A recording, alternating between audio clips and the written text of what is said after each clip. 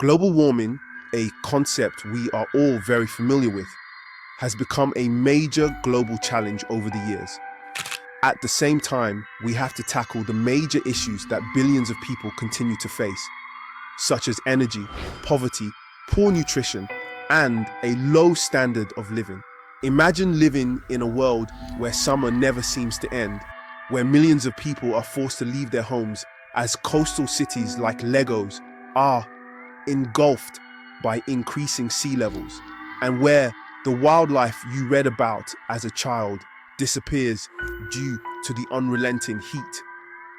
This is an example of what can occur if global temperatures increase by 4 degrees Celsius, according to scientists. The effects of 1.28 degrees of warming are already being felt, but a 4-degree world?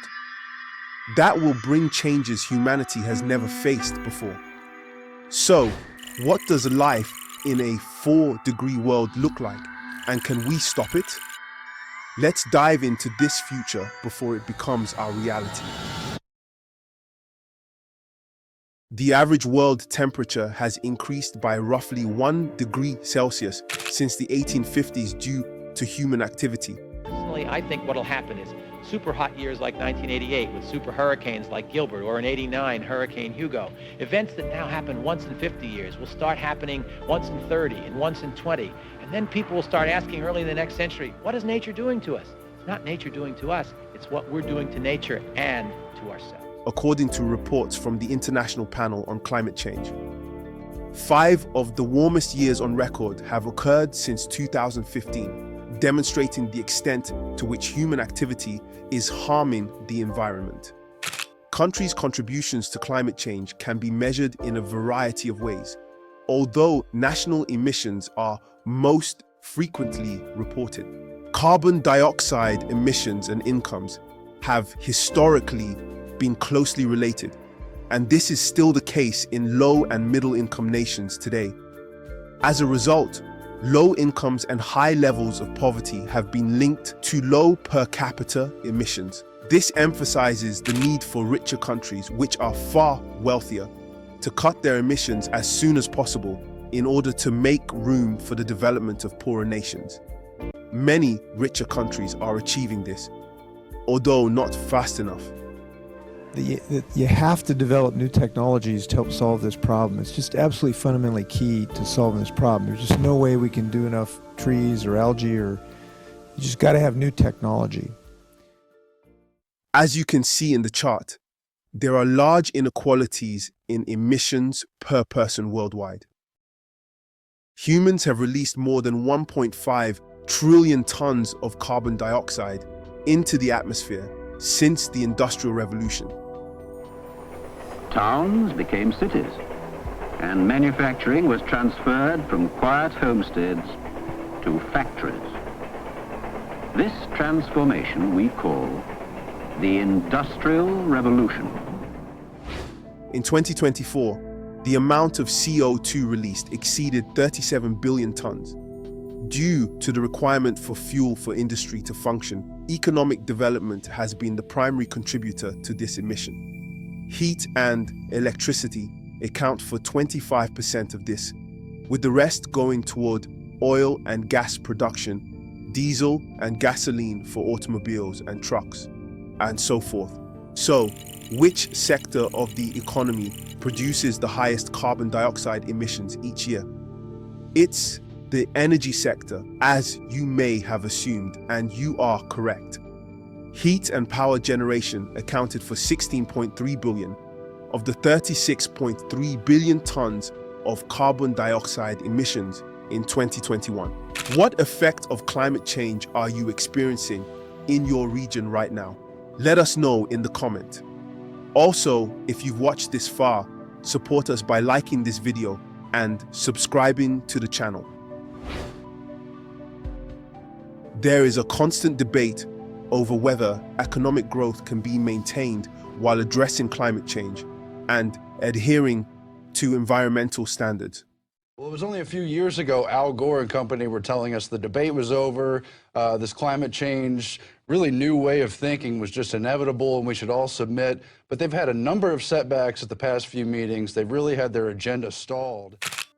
The need for additional energy is growing as we anticipate substantial economic growth in the years to come. Machines are currently doing the majority of work in the labor market, and they will continue to replace people. Additionally, the population and global CO2 emissions have been tightly linked.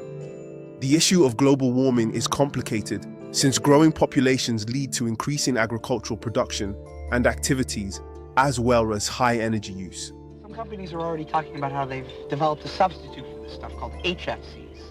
Now, this may help the ozone layer, but it certainly doesn't help the global warming hazard. So you have to be wary of all the Save Our Planet advertising you read or hear about on TV, because sometimes they don't tell you the whole story. Everything is impacted by climate change, as this serves as a clear reminder. The threat of a world where global warming surpasses 4 degrees Celsius affects every aspect of our work and thought.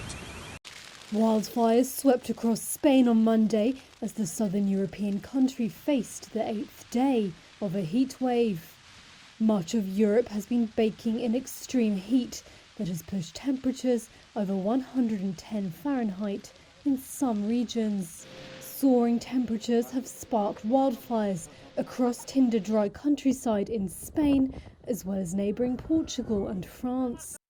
By the 2060s, global warming might reach 4 degrees if drastic measures are not implemented, a lot earlier than the 2100 forecast.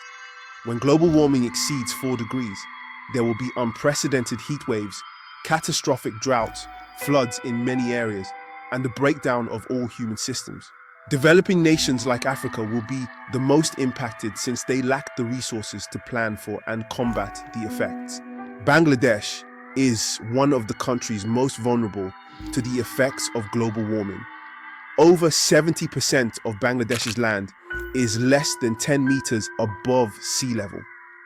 Rising seas threaten to submerge vast areas, displacing millions of people, especially in coastal regions like the Sundarbans, home to the endangered Bengal tiger.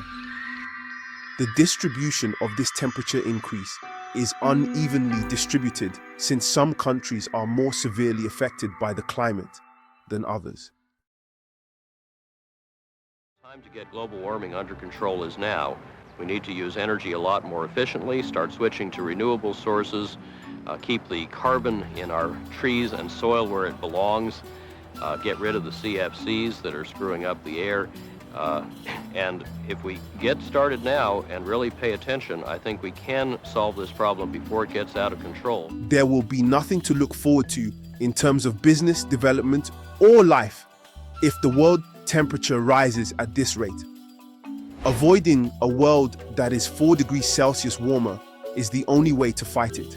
To reduce carbon emissions, large companies need to do far more. According to studies, 57 cement or fossil fuel companies are responsible for 80% of carbon emissions from 2016 to 2022. The government must now take action by enacting laws and rules that force large companies, including state-owned enterprises, to reduce emissions more quickly and forcefully take action against those who are doing nothing to slow down global warming.